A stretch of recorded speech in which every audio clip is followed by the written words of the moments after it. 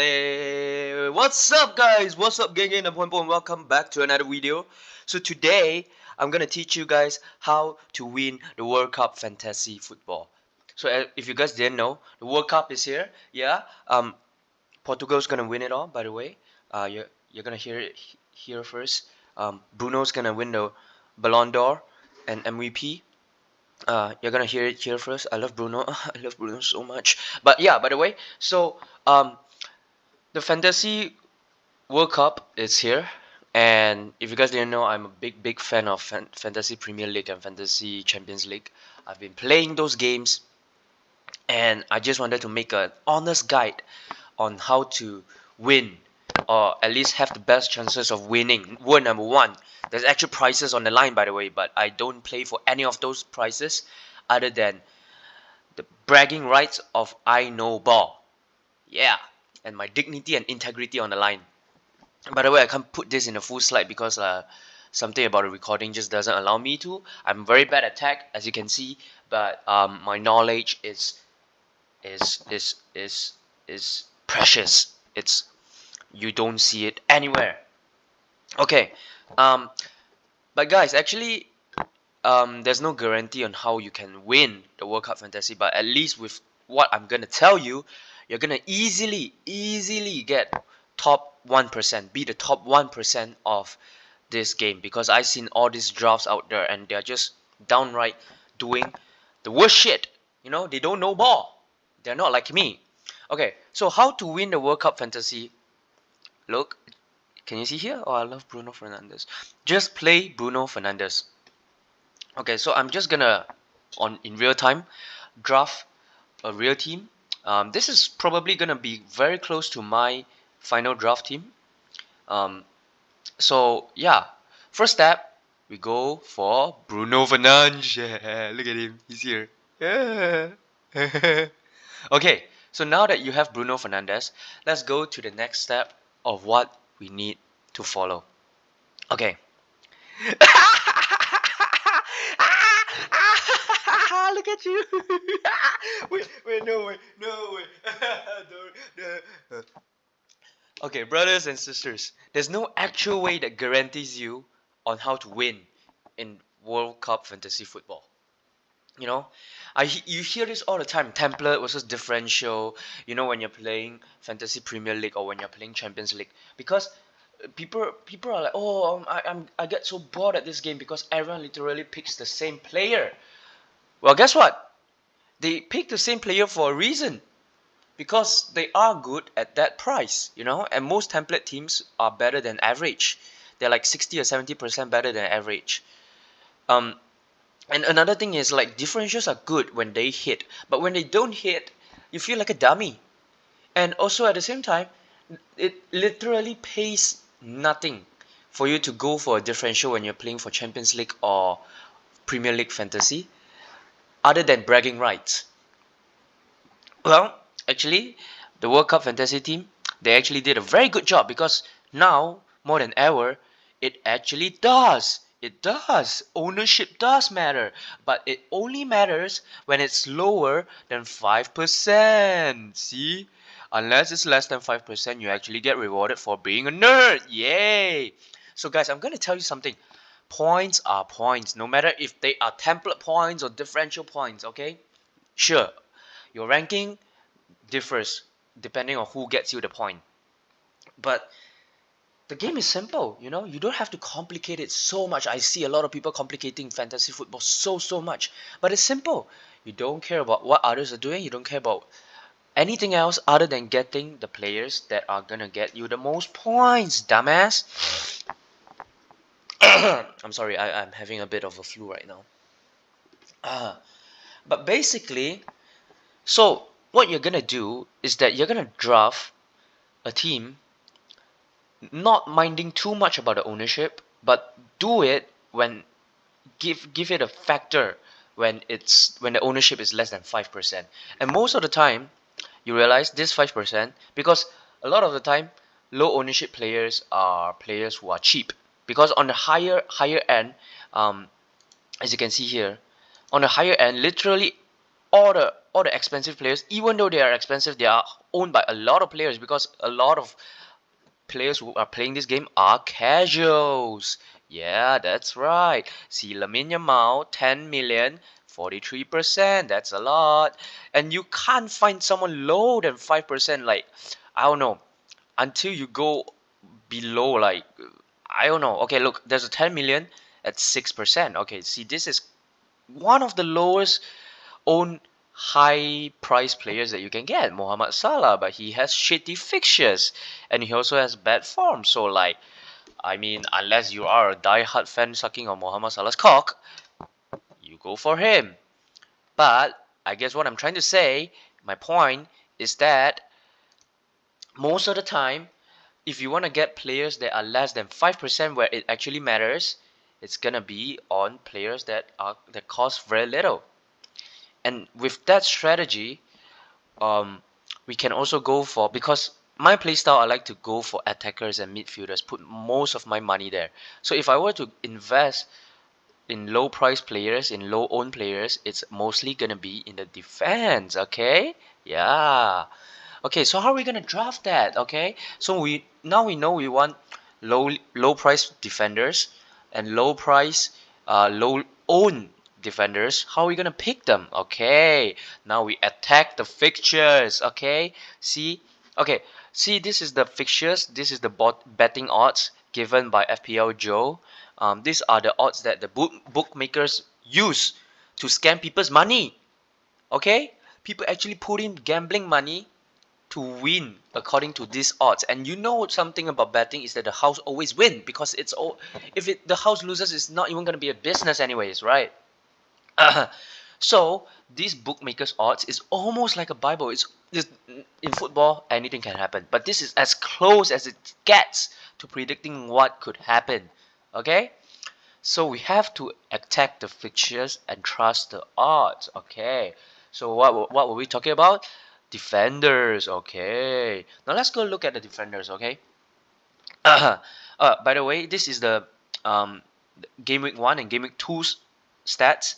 We're only taking into account for these 2 game weeks because we are wildcarding in game week 3. Again, simplify things, right? Because by knowing that we are gonna wildcard in the 3rd week, it's easy. You don't need to look at it like the long run or anything. You just need to look at the first 2 game weeks. That's all. And it simplifies things so much and makes the decision so much easier to for me. Okay, so let's go and take a look at the clean sheet. Okay, as you can see, Spain is by far having the easiest like, so okay, how you look at this total, right, is that the total amount of clean sheet is 2, because it's 2 games. So if the stat is 1.29, there's a 1.29 clean sheets among out of 2. You can kind of look at the stats that way. Okay, but Spain, okay, um, again, you don't get any lowly owned players in Spain and cheap players in Spain, defenders as well, even the goalkeepers. Same goes to France, same goes to Germany. Colombia 1.08 is actually quite good, because, like, if you look at the tiers, Spain is its own tier, France is behind, and then Germany is third. And then between third and fourth it's Colombia and Germany, and after Colombia it's a big drop, you see. It's like 1.05, 1.05, and 1.03. So Colombia, okay, we want some Colombia players. Let's take a look at Colombia. Colombia defenders. Okay. See this guy, Mojica. I love Mojica. He's a left back. He's a veteran left back, and he costs like 3.9, which is dirt cheap. He's also owned less than 5%, which is good. Another player that you can keep an eye on is Munoz, Danny Munoz. He's a very good player in the FBL because he's a very attacking fullback in Crystal Palace. But in Crystal Palace, they play 5 at the back, so he's a wing back. But here he's a fullback. Colombia only play 4 at the back instead of 5, so he doesn't have the attacking liberties as he has in Crystal Palace. And also he's like 0.7 more than Mojica. He's also not qualified for the scouting bonus, so Mojica is in my draft. Okay, 2.9. You have to keep an eye close to the deadline when the what whether the ownership is less than 5%, because if it's more than 5%, you are better off going for someone else. And I have a few uh, variations later that I can show you. But okay, going below Colombia, we have Brazil, zero point zero 0.05, and Portugal. These are both good teams actually. I was considering a few players like Brazil. I was considering for Wesley, which is a fullback for Brazil, but they got injured. Mother Trucker got injured. He was a guaranteed starter for Brazil and having good stats in Brazil. Uh, I mean, Brazil doesn't really have a very good first fixture for Morocco, but Morocco is more uh, like a defensive team, so they lock down teams very easily. So I don't have much of a qualms about Brazil defenders in the first fixture against Morocco compared to Brazil attackers. So I was very happy having Wesley, very cheap, 4.5. I mean, not as cheap as others, but 4.5 is good, and 1.8% own, like lower than 5, which is very nice. I would love to have Wesley, but unfortunately he's out of the squad. He's injured. So another player in stepping up for Wesley is this guy Danilo. There's been rumors that he might fill in Wesley's shoes for the I think right back position. So he's a very good stable defender in uh, Brazil if he plays for 4.3 million and less than, even cheaper than Wesley, and also less than 5%. So I would love to have him, but the thing is you have to pay attention to the press conference and everything so to know that if he starts. But I don't want to like draft players who don't start, so I probably wouldn't play him. Same goes to Portugal. They have the same uh, what do you call, clean sheet potential. Again, we are talking about lowly owned players first. So let's not talk about our Cucurelas, our Kimmich, and our Nuno Mensch, because I have another section for that later. So Portugal, there is a relatively cheap defender called Goncalo Inacio. I love him. I love Portugal. I'm gonna support them all the ways. Look, double green. It's a very good fixture. It's 4.6, slightly more expensive, but you get the stability that Portugal defense has.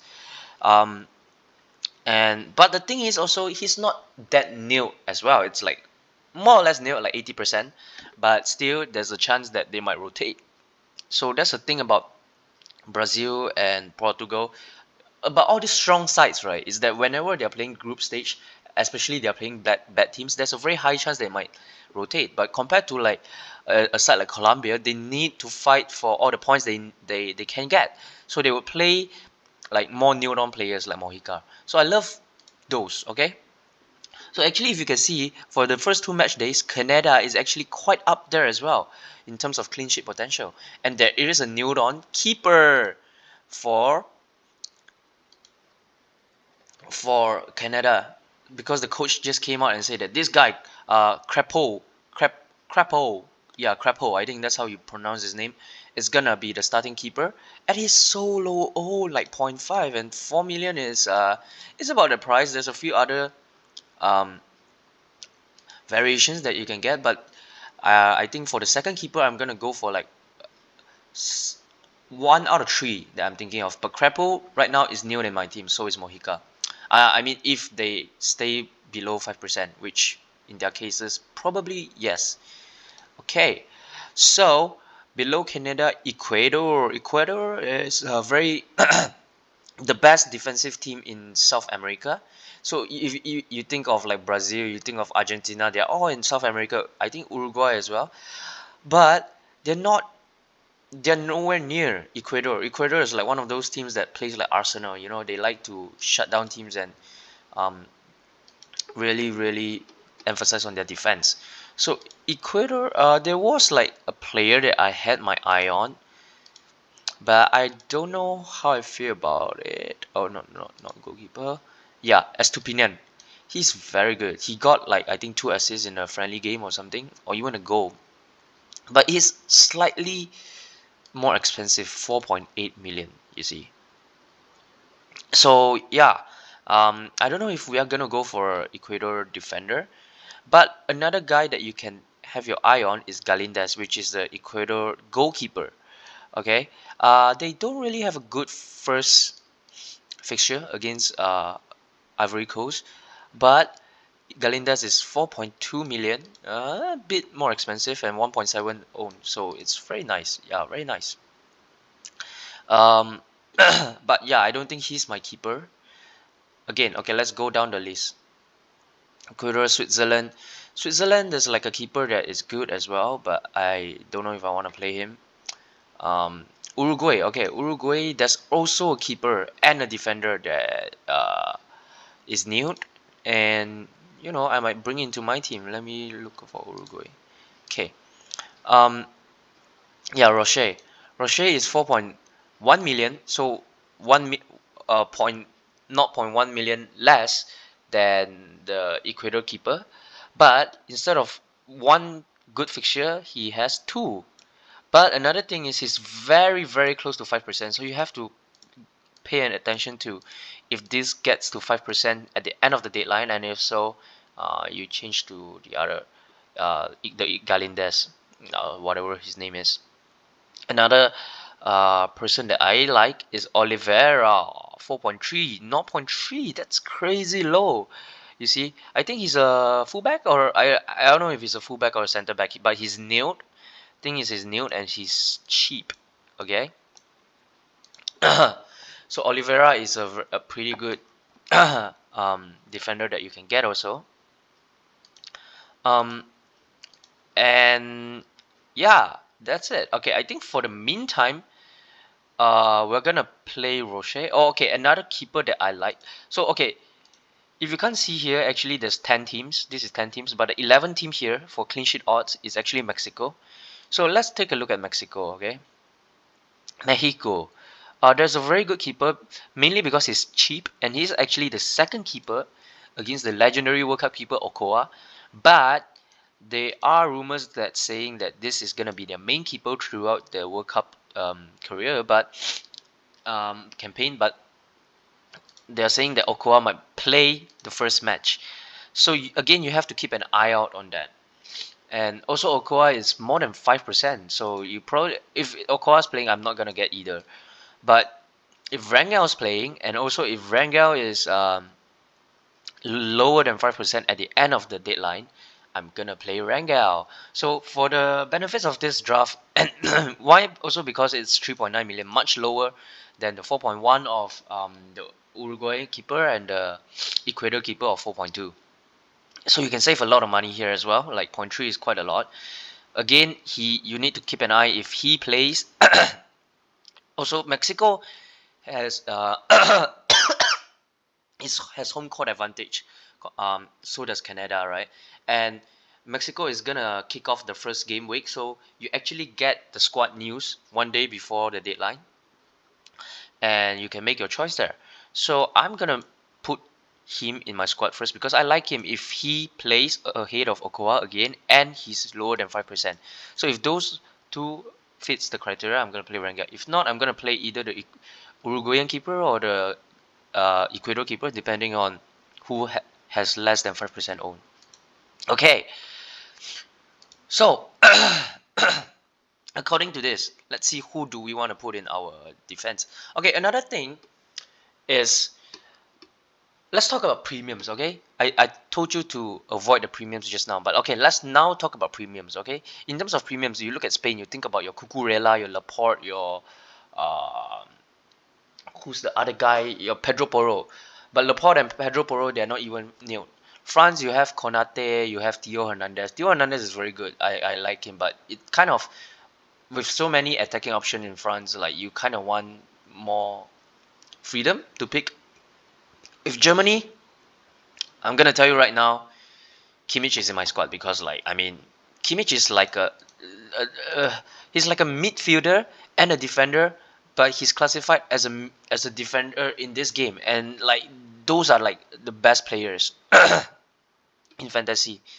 So let's just go on. Okay, and also if you look at the projected goals, 6.1, and 6.04. It's so much more ahead than the other teams compared to the other teams. So Spain and Germany, okay, I mean in terms of clean sheet, Germany not as much, but Spain and Germany in general is a tier above everyone according to the fixtures the first 2 days.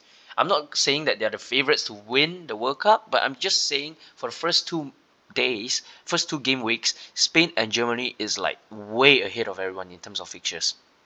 So what we're gonna do is that we're gonna have to triple up on them. We attack the fixtures. We are very aggressive. Yeah, yeah. Sorry. So, um, in terms of Spain, okay, let's go by defenders first. Okay. I already gave you a what? I already gave you a spoiler. I'm gonna do triple up on both Germany and Spain, but we do it one by one. Okay, we go from the defense. On the defense, you look at all this: Cucurella, Porro. Like I said, is not new. Kubarsi is new, but he's a centre back. Lorente, not new, but he would provide quite good offensive options.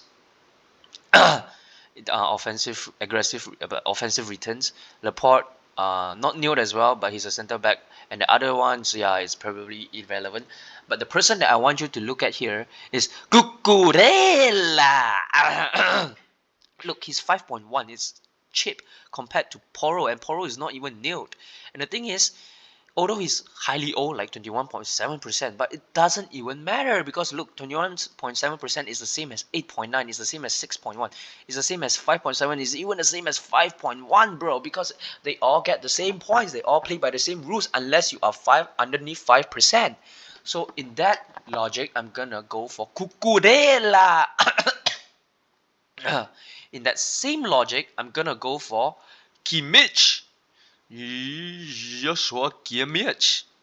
Look, you can go for Rudiger. No, not so much. He's 5.5, which is very expensive, especially also for a centre back with very little defensive offensive returns. You could go for Raum or Schlotterbeck, but you know they're quite rotational. Um, so and also you want to save place for Germany and Spain attackers. So I think you don't need to double up on the defense for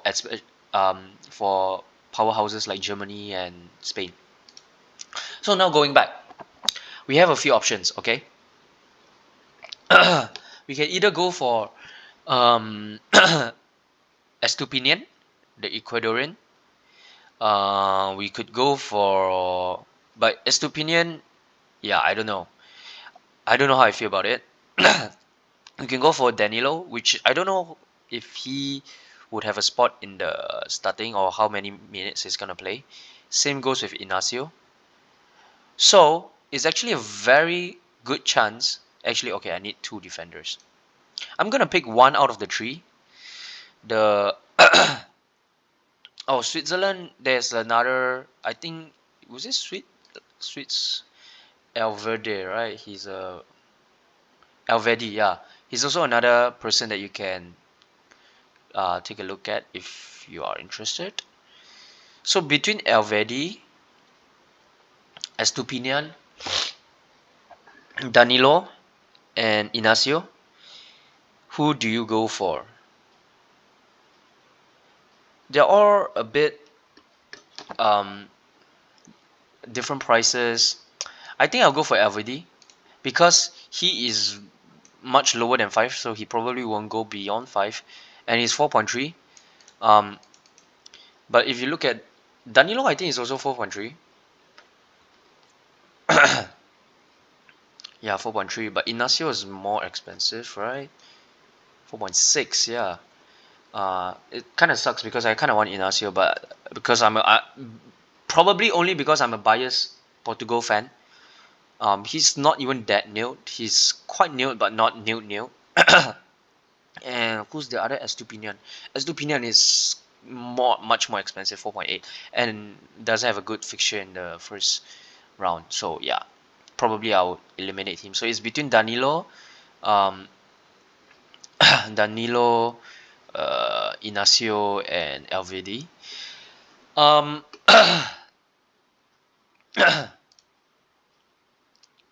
think I'll go for Elvedi. Oh, I really like Danilo though. It's yeah,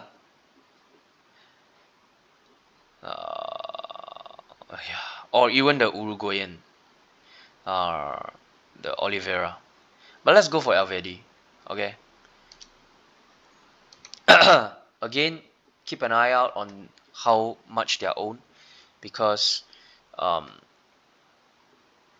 if it's more than five, it's not even worth it. So the thing about your defenders, right, is that Cucurella and Kimmich is probably locked, and I want to play as much midfielders and forwards as possible. So ideally, I'm not even playing my fourth and fifth defenders. So basically, either Mojica, Alvedi, and this third defender, one out of three of them should play, in most cases, and maybe some two out of three. But probably I wouldn't start off five of my defenders.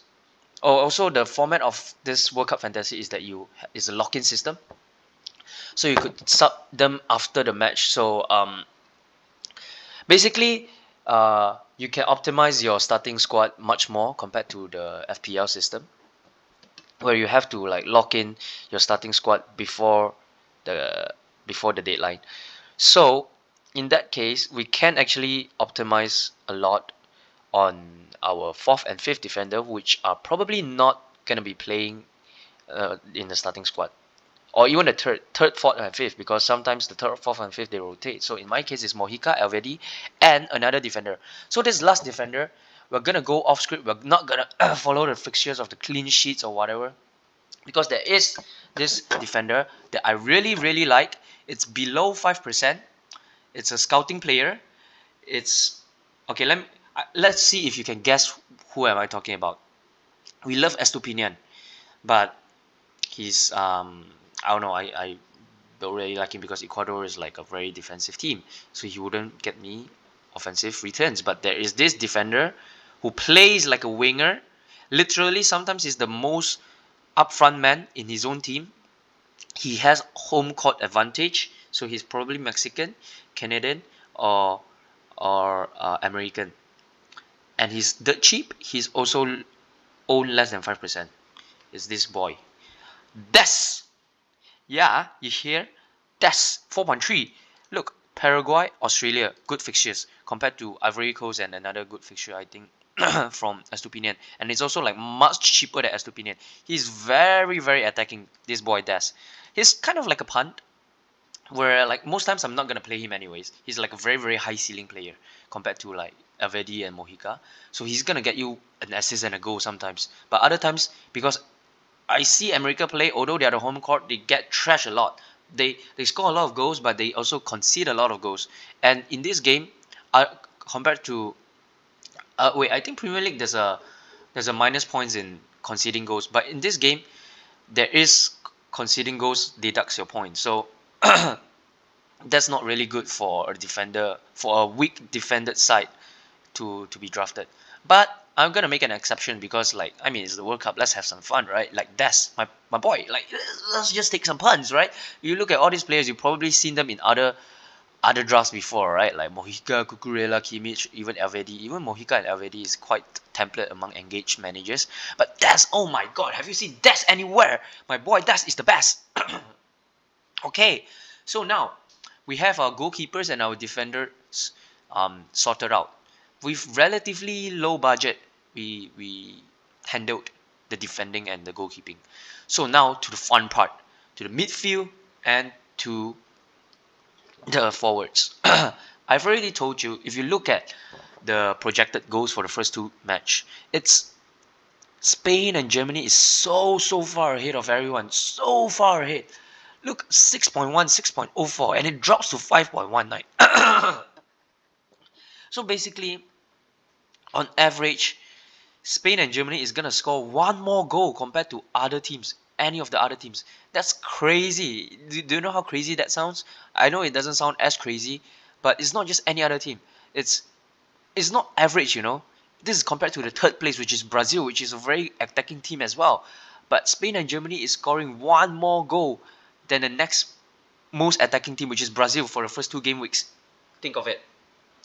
So with that being said, you already know. you need triple Spain, triple Germany. Okay, so we're gonna make two variants right now. Okay, one, um, we're gonna go by the hypothesis if Lamine Yamal, see what I did there, Lamine Yamal. If Lamine Yamal is healthy, by healthy I mean he plays more than he starts for the friendly. I think there's a friendly going on tonight, so I'm gonna keep an eye out for that. I'm gonna look at his performance as well because apparently he has like a thigh injury, and but the coach has already said that he's gonna play for the World Cup, but we don't know if he's gonna play for the first two match days. Um, and even if he's going to play for the first two match days, we don't know how his minutes restriction is. So a good gauge of that is that we can look at the friendlies and see how he goes. Okay, but by looking at the friendlies, maybe I'm looking for something that he starts for Spain and he also plays more than halftime, more than 45 minutes. He can get sub after the halftime mark, and I'll consider him healthy. But if he is healthy, he's getting into my squad, Lamine Yamal. Okay, no questions asked. And then the other guy is this boy, Oyarzabal. Look, we have a Spain Jenga stick here. It's pretty cool, huh? We have a Spain Jenga stick here. Cucurella, Lamine Yamal, and Oyarzabal. Oyarzabal, I know he's pretty template. Lamine Yamal as well. It's not like, you know, you hear that from managers all the time. Most people have them in their squad, but for a very good reason, because they have good fixtures.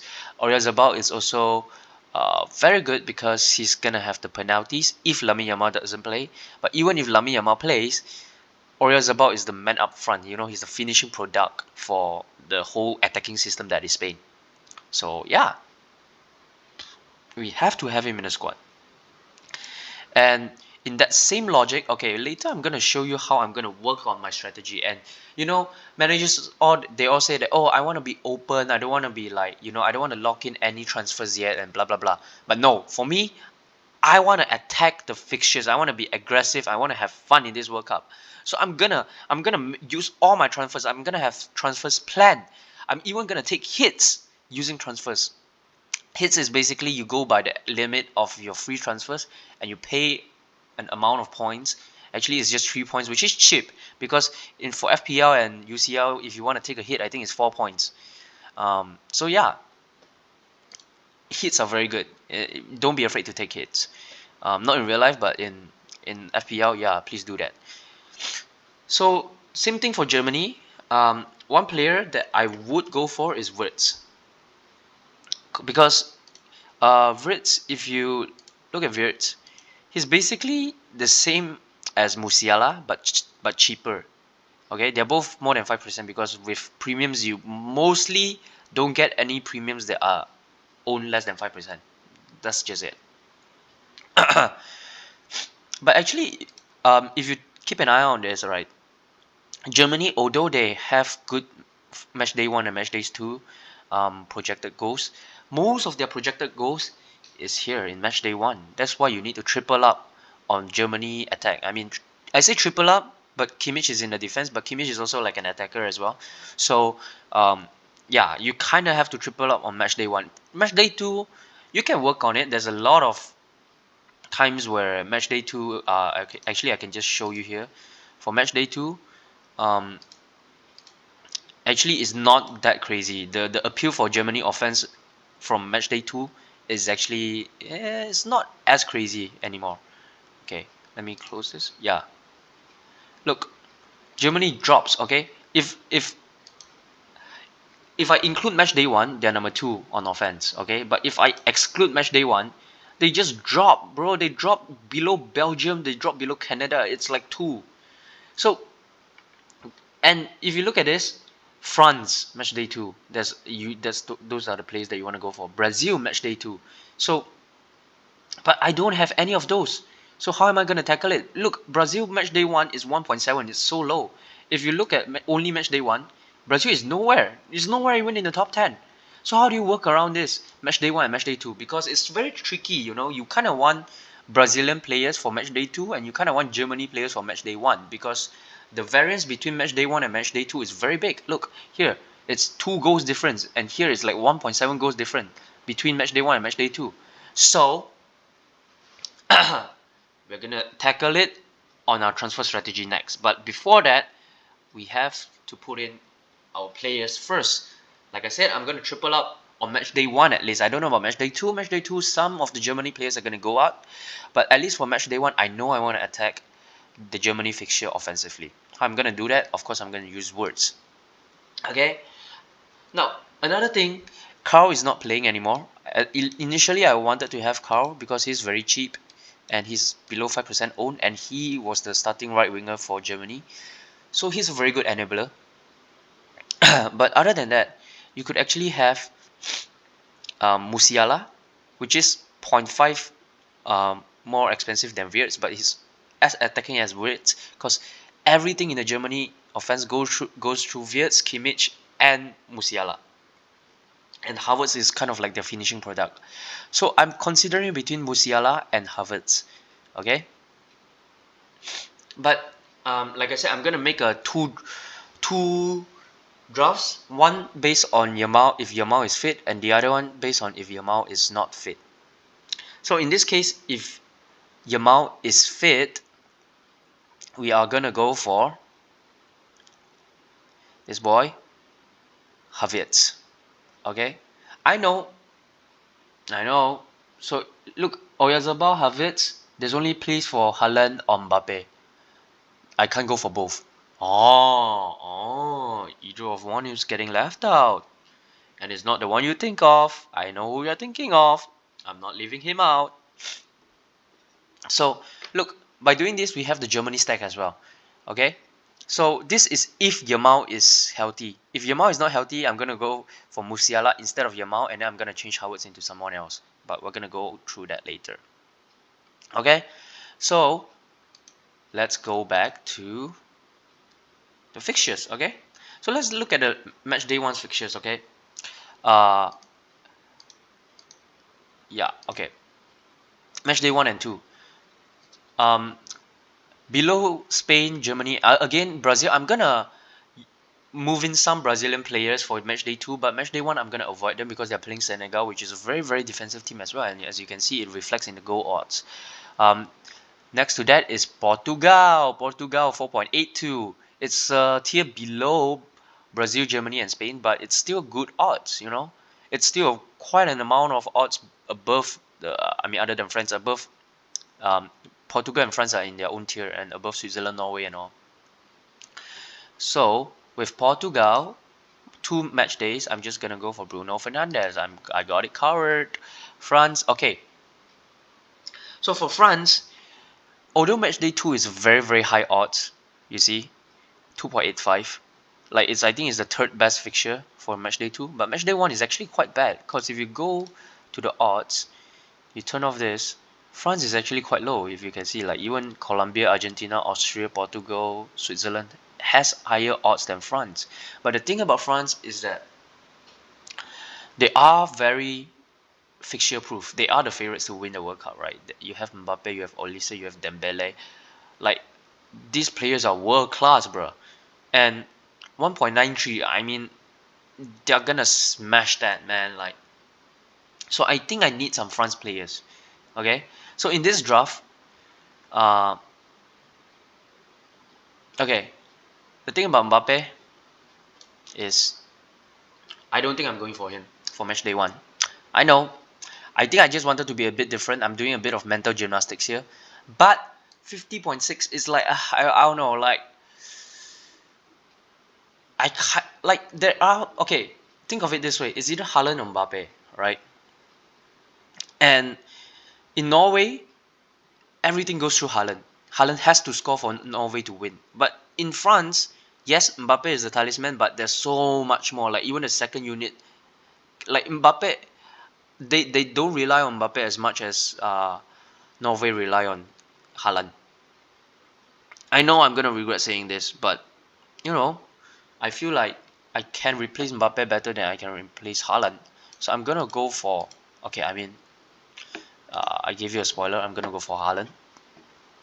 But I'm also gonna skip Mbappe and I'm gonna go for I'm thinking of these 2 players, either these 2 premiums, Olise or Dembele.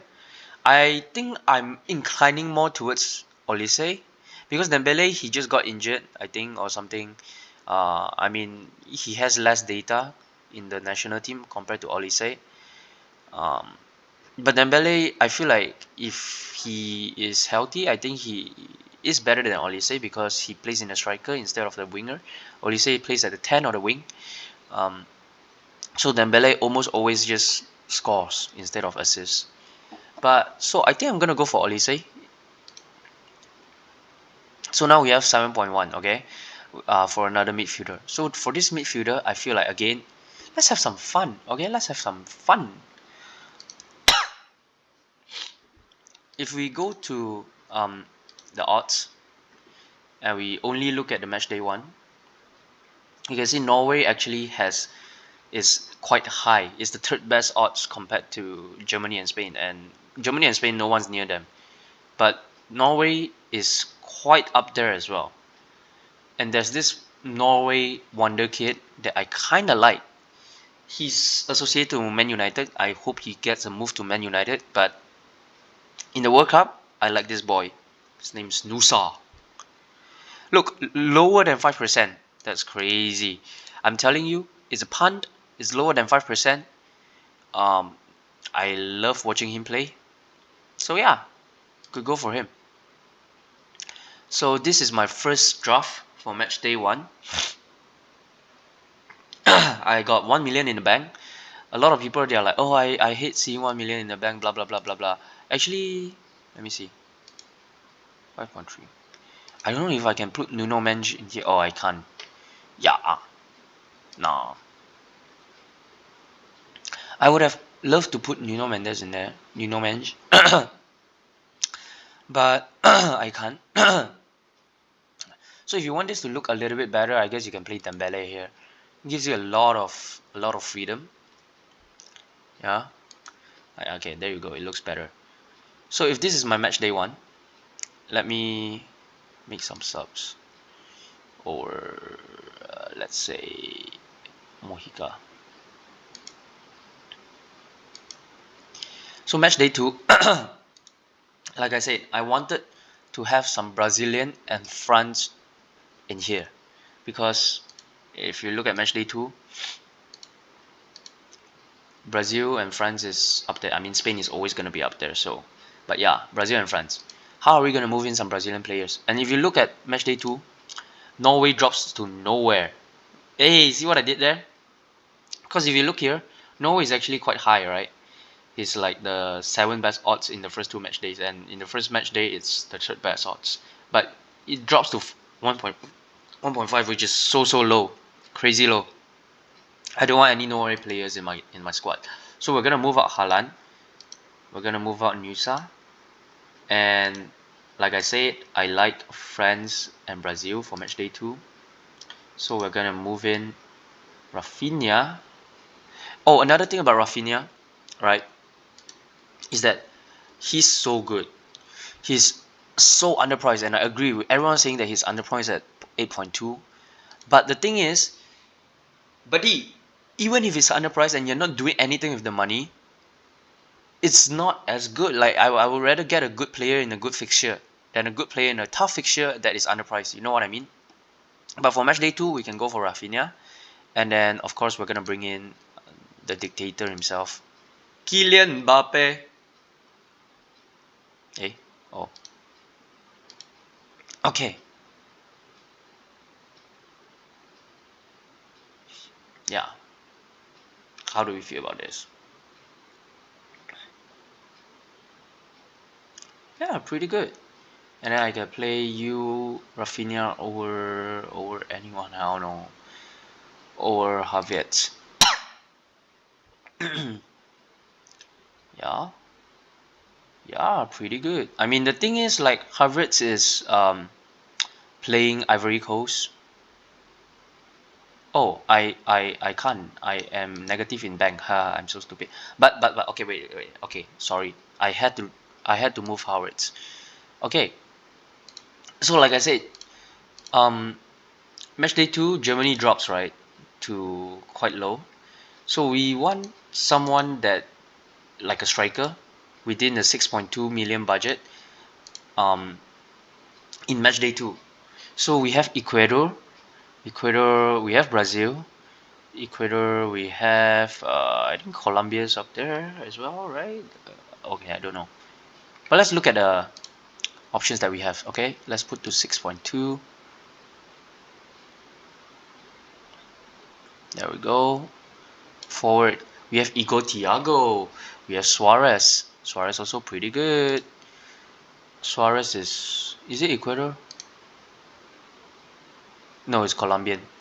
Okay, but basically we can choose between Igo Thiago, Suarez, or Balogun's pretty good as well for Australia.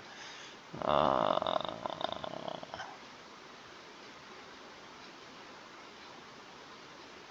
who was it? Enner Valencia. Yeah, these three.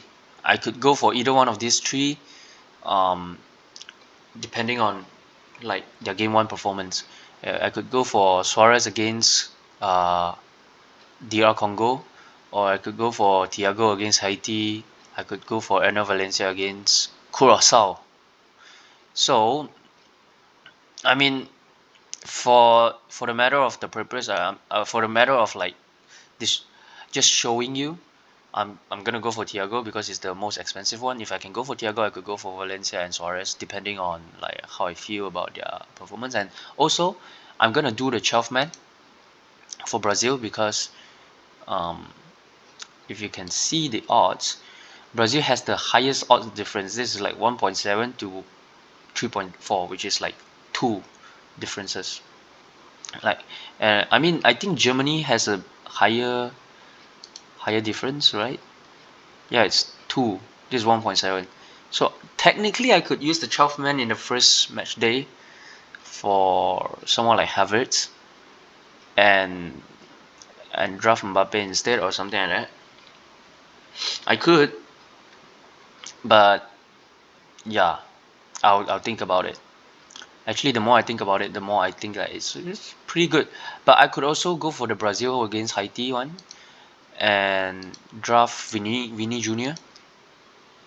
One good thing about this is that um, it's very good variance between match day 1 and match day 2 because I get a lot of value, and other than that, it's also a very high price player at 10 compared to if I were to 12 man Havertz, it's only like 7.5 million, which is it's worth. I mean, again, money is nowhere if you don't use it anywhere else. Money is useless, it's not valuable if you don't use it anywhere else. But in this case, I'm using it every penny of my bank to build my squad. So like um, Vini is better than Havertz, I think. Vini against Haiti or Havertz against uh, Curacao, right? Their match day 1. Yeah. So this is the squad for me if Lamine Yamal is healthy. So let's make a squad if Lamine Yamal is not healthy. Okay, we're gonna take Lamine Yamal out of the squad. Everything stays the same. Mojica stays the same. Nusa stays the same. Dest stays the same because no one's affected, right? Even Dembele, I don't think is affected. The only effect is Lamine Yamal and Havertz. So we're gonna go for Mbappe, of course, and then we're gonna go for 7.8. Who can I go for? Oh, I can go. I wanted to go for Musiala because I wanted to triple up on Germany, right? But if I were to do this, I would not have enough money, so I have to go for Olise, which is fine. Like between Olise and Dembele, I'm okay with both, honestly. So I have 1.3 in the bank. Okay, so for match day 2, I already have Mbappe, I already have Olise. So instead, I'm just gonna move. I don't even need to move Musiala. I could save the hit of -2.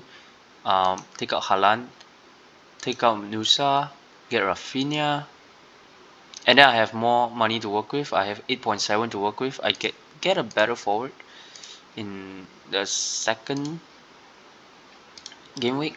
So Brazil, Spain, France quarter. So yeah, if I have 8.7 to work with, I don't know how much better it gets me. Let me take a look. Okay, so Eddie Alvarez against Austria, Havertz against Avrico, Semenyo, Cunha. Maybe Cunha as a punt. I kind of like it. I don't know. Torres, Ferran Torres. Yeah, it works as well. Marmoush against New Zealand. Yeah, a lot I can go for. But again, demonstration, I'm just gonna go for Eddie Alvarez against Austria because it's like, Julian Alvarez, because it's 8.6 million and it's one of the highest. So if I can go for Julian Alvarez, I can go for everyone else. I can go for Cunha, I can go for Ferran Torres, I can go for Mamouche, I can, yeah, I mean, go for Igor Thiago, but I think that would be a waste. Embolo, yeah, Ollie Watkins, uh, Goncalo Ramos, Thuram, a lot, of choices. My match day 2. I'll come down to it when it comes down to it, but let's just put in Alvarez as a placeholder. So there's 2 drafts right now. Draft 1, or the one with Lamine Yamal and Kai Havertz, and also like for match day 2, I'm just gonna 12 man the boy Vini Jr. Yeah. So the first one where Lamine Yamal is healthy, and I'm just gonna play Lamine Yamal and Havertz. Or second one is Lamine Yamal is not healthy, so I'm just gonna play Mbappe and Musiala. And by doing that, I actually save much more. I save from a hit, and I'm safe. I get a better striker. Actually, I like draft 2 more, even if Lamine Yamal is healthy. So right now, I'm inclined towards like 70% the draft 2 and 30% draft 1. I don't know, but I think I'm getting somewhere, right? I think I'm getting somewhere. I think I'm gonna get world number 1 with this draft. Do you think so? Like, look, do you see any? Oh wait, no, yeah. Do you see any drafts with Des and Nusa? No. Even Olise is quite rare. Olise is like 10% owned, right? I think. Or 24. Okay, it's quite high. But like players like Musiala, players like, I mean, you think that they're high owned, which they are, but in engaged managers, like anything lower than like 20 is quite low owned as well. Okay, I mean Olise is quite high, higher than 20. Um, and look, Musiala's 12 actually is quite low. Yeah, yeah. So yeah, I think that's it. It's been a long yap session. Um, I'll come back next match day, or like after a while I'm gonna do a review and make this a series, because like eventually, like 1 month and a half from now, you're gonna see me as the number 1 World Cup Fantasy Manager. So yeah, this is the start of something great. Thank you for coming to my TED Talk. Now with Bruno Fernandes, a bit of mental gymnastic, and also more Bruno Fernandes. Oh, Bruno Fernandes, the highest assist holder in Premier League. We're gonna win the world number 1. Cinema, cinema. Portugal, Portugal. John Neves. Okay, see ya. Love you all. Bye. Mwah.